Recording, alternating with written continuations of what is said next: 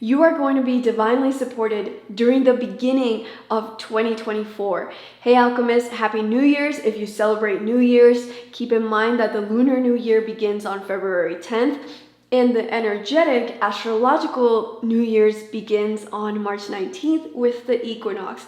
I personally celebrate that as my reset point because it just feels like a rebirth of nature and an Aries energy that brings the fire back into my soul. But happy New Year's to you if you celebrate this Gregorian calendar start to 2024 in this new year. Now, before we get into the energy update for January, I wanted to briefly talk about the beginning of 2024 because we are going to receive a lot of divine support, especially during the beginning. So even before the clock struck midnight on December 30th, we had the luckiest planet, Jupiter, end its retrograde. On December 30th, Jupiter started moving direct, and Jupiter is the biggest planet of our solar system. It's the planet of wisdom, of abundance, of luck, and expansion. And on January 1st, Mercury ended its retrograde on the 1-1 portal. Now, even if you don't believe in the Gregorian calendar, because this calendar was created in 1582 or 1584 by the Pope, the numbers themselves still hold a frequency. I mean, even if we look at China, for example, China functions off of a lunar calendar. That's why their Lunar New Year, their New Year's truly begins in February or at the end of January, depending on when the second new moon after their solstice is. But even then, like, they use the Gregorian calendar for their economic and social systems. So 99% of the global population is using the Gregorian calendar, which means that it is influencing the collective consciousness, and whatever the collective focuses on, that helps to manifest and materialize some of these concepts that we talk about. And numbers themselves have their own frequencies, and so that's why the 1-1 portal is so important on January 1st, but also because Mercury went direct, and the mind is the planet of analytical abilities, how we think about things. In 2024, it's definitely going to challenge us to think about things in a completely different way. It's going to revolutionize our thinking. So flow with this theme of 2024. And one, in numerology, the frequency, the vibration of this number, the expression of it is all about new beginnings. It's about leadership, starting new ventures. And the first new moon of 2024 is actually on the 1-1-1 portal, the January 11th portal.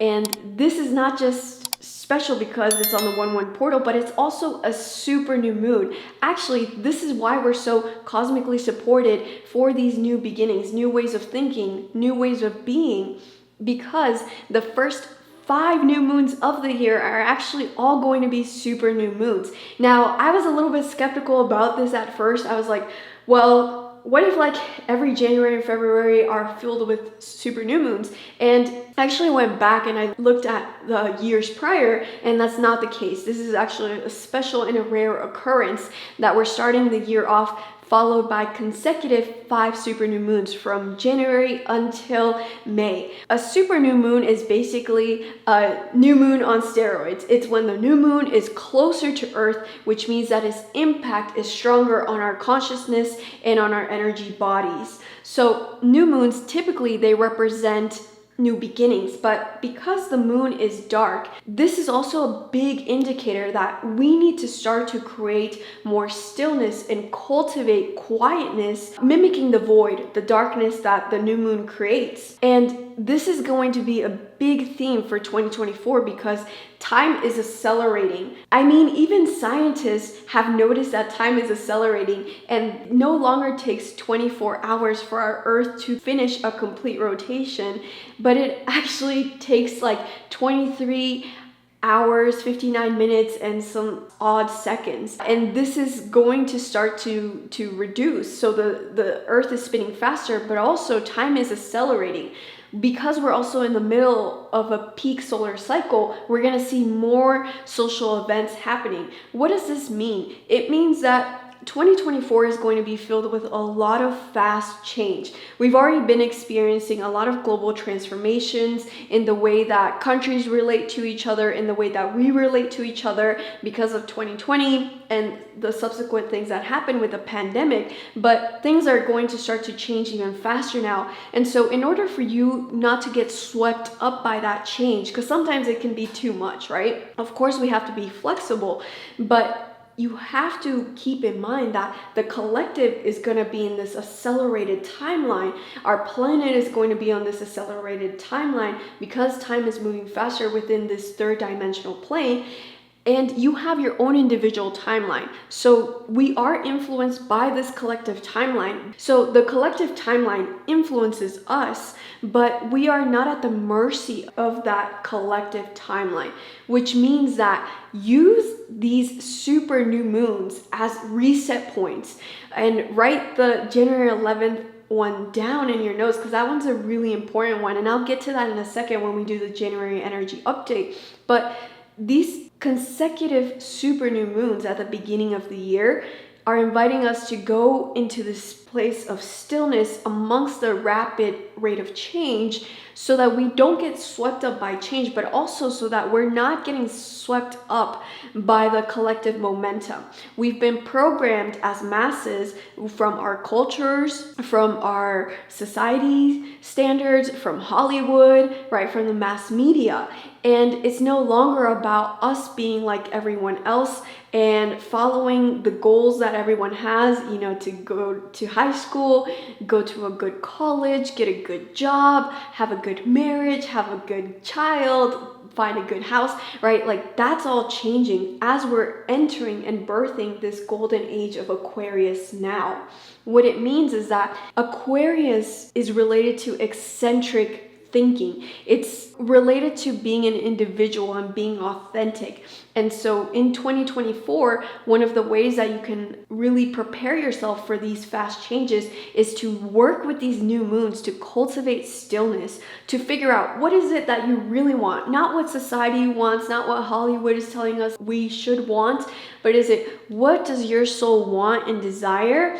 And focus your energy on manifesting those things that are in alignment with your soul, because super new moons are going to make your manifestation very fast and very powerful. So be mindful of what you are intending on manifesting this year and what you're focused on this year. So the Lunar New Year is beginning on February 10th, and it's actually on February 9th in China. And this Lunar New Year is so special because it is also going to be a super new moon. It's actually the second closest super new moon of 2024, which is really going to boost the energy of this reset point if you choose to celebrate Lunar New Year's. And within the Chinese metaphysical system, this is the year of the dragon. And dragon is the epitome of alchemy. Dragons are masters of power, of transformation. Dragons, yes, they are physical energy, not physical, they're energy beings. Yes, they can and will eventually return back to Earth as physical structures like they once were hundreds and hundreds of years ago. But the energy of a dragon, it's just massive, massive, massive. And dragons signify power. And they are the ultimate alchemists. They have a control over their power. And that's why they are so revered in many different cultures. So this alchemy essence is something that you can bring into your life. Alchemy is basically about transforming energy from one state into another. If you're interested in practicing spiritual alchemy, I invite you to subscribe because I share many different spiritual alchemy techniques from ancient Egypt, Kemet, and Atlantis. And this super new moon that starts off the Lunar New Year is actually 222,000 miles away. There we see the numerology pattern showing up again. 2 in numerology represents cooperation, diplomacy, balance, relationships. So on Lunar New Year, on February 10th or 9th, depending on where you are in the world, focus on those themes and manifest more harmony in your relationships or whatever you choose to focus on. But focus on the harmony piece, because that one's going to be huge to help us to cope with the volatility of the changes that we will experience globally. And if that's not enough magic for you, then the closest super new moon of 2024 is right before the equinox in March. The equinox on March 19th starts off the energetic new year, the astrological new year. And we have the biggest super new moon happening right before then. And so again, these are signifiers of this powerful new beginnings that we're entering. So really work with them in your life. All right, let's switch on and discuss the January energy update, because there's a lot happening. We're starting the year off with a lot of cosmic energy.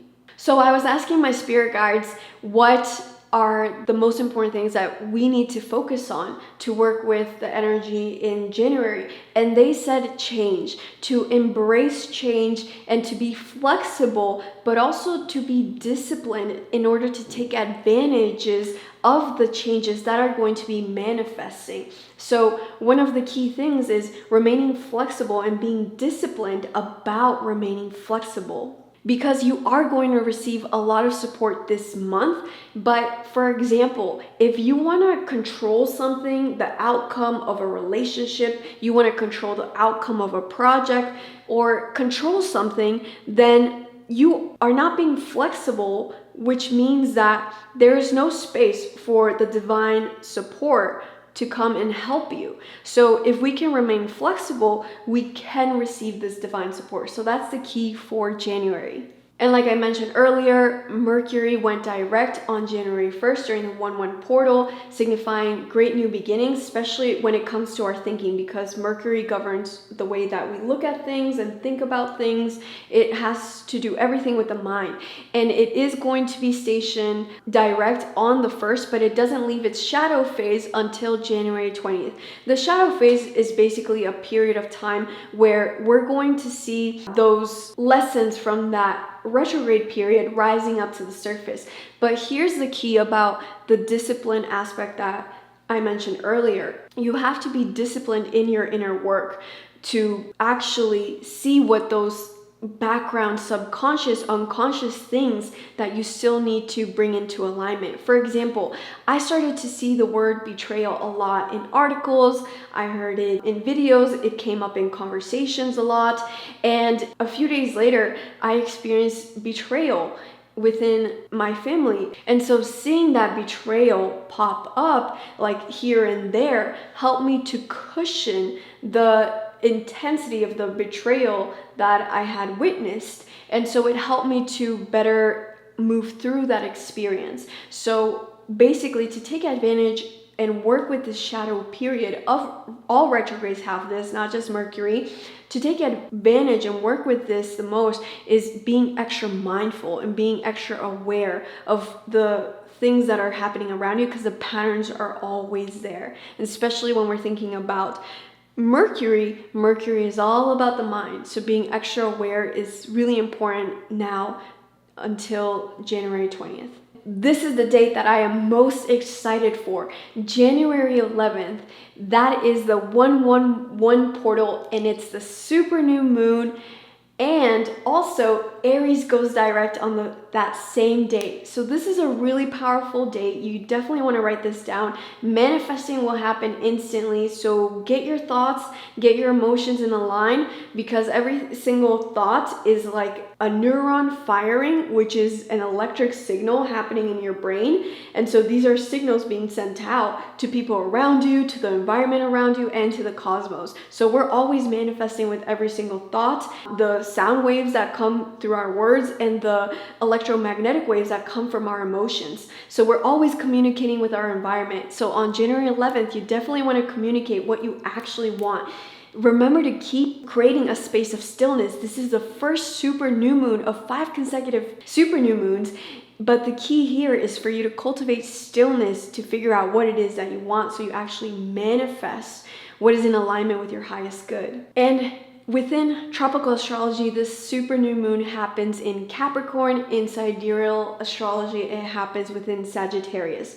Capricorn makes us think about the body because it's an earth sign. So pay attention to your joints, to your bones, to your spine, to your ligaments, to your skin, to your hair, because you may notice imbalances rising up to the surface so that you can clear any stale energy there. Because after all, most if not all of the physical diseases that we experience are caused by emotions. And not all of these emotions we're aware of. Some of them are emotions stored in our subconscious mind and in our physical bodies. So if you're having any issues around those body parts that I just mentioned, work with this new moon by putting moon water out to be blessed, and then maybe rub that moon water over your body, or just do something that feels in alignment for you. Now, Capricorn is very focused on goals and achieving those goals. So you will likely experience a boost of discipline and focus and tenacity to achieve your goals. So remember to maybe the few days after this super new moon to take that time to actually take practical steps to materialize your manifestations, because materializing manifestations is not just about, thinking about these things, but it's also about co-creating it with God's source, spirit, creation, and the universe. And it's also important for us to be detached from those goals, because if we are too attached to the outcome of this goal, it's like, I gotta make this happen in this specific way, then we are not being open to receive divine support that maybe wants to help us to achieve those goals in a more graceful or in a more easier way. So remember to be disciplined, but to remain detached from how those things happen. So January 11th is a great day, and the few days after, those are great days for you to project plan. Those are great days for you to focus on how are you actually going to take the steps to manifest those things that are in alignment with what your soul is guiding you to manifest. And then within sidereal astrology, this new moon is in Sagittarius. And I have a Sagittarius German Shepherd. She's a puppy, and she's super cheeky, very smart, full of energy, and just like a lot of vitality. You know how puppies are, but she's a Sagittarius, so it just adds so much more oomph to that. So work with this extra vitality, life force that Sagittarius is gifting us. And remember to take the time under the new moon to be in that stillness place, so that you are not pouring your energy into 15 different projects, 15 different relationships, 15 different focuses, but you want to make sure that you are pouring this extra vitality that Sagittarius is giving us into the things that you actually care about and that are most important to you in your life. And so the key thing is quality over quantity. And we're going to talk about that in a second when it comes to relationships with Juno going retrograde.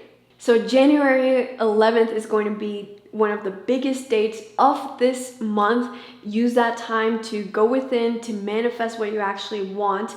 And to support you in your manifesting, I actually have free, powerful alchemy manifesting meditations, and you can get them in the description of this video. Also, when you get those free meditations, I'll also send you a weekly newsletter with all of these energy updates, because I know sometimes that when you watch a video, sometimes you forget the dates and you forget what to do and what's happening. So I'll send you a weekly newsletter once a week with all of that information. And the link for that is in the description of this video. So on the same day as this new moon, Aries goes direct. It ends its retrograde on January 12th, and Aries is the sister of Mars. Some astronomers call her Pluto's twin. And so if you think about this planet being Pluto's twin and Mars's sister, that's a very powerful combination.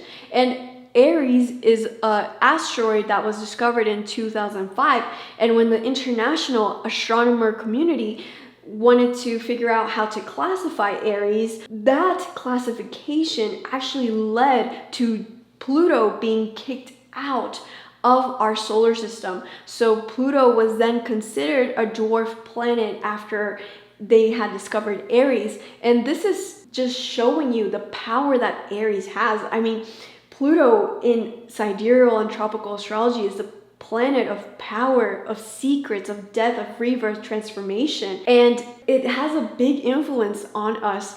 And it's actually Pluto size and Aries size only differs by 31 miles. So Pluto is 31 miles bigger.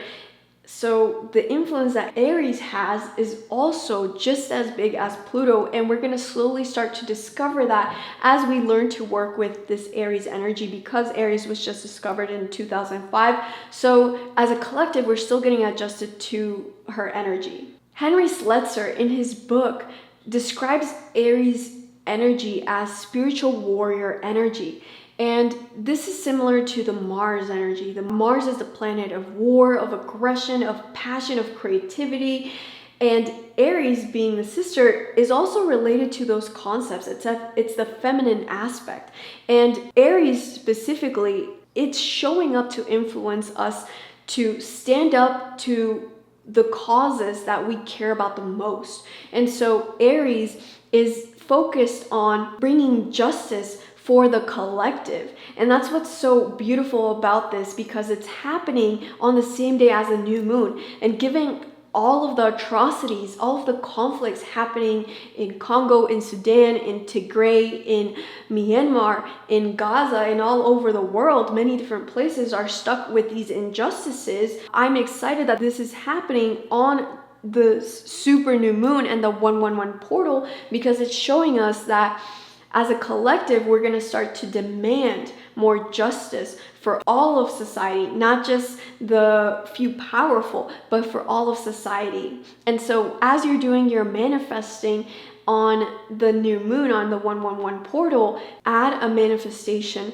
for a cause that you believe in, because we definitely need more people working with this energy intentionally to actually manifest a more harmonious, a more equal, and a more just world. And Aries shows up again on January 18th when Venus trines Aries.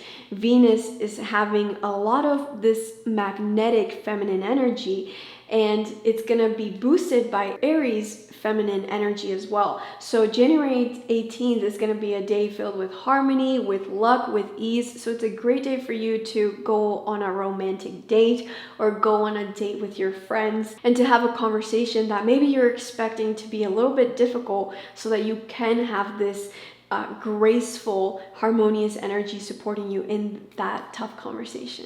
And if that's not enough magic for you, on January 12th, Juno goes direct. Juno is an asteroid of relationships. It's connected to marriage, but it's also connected to partnerships overall.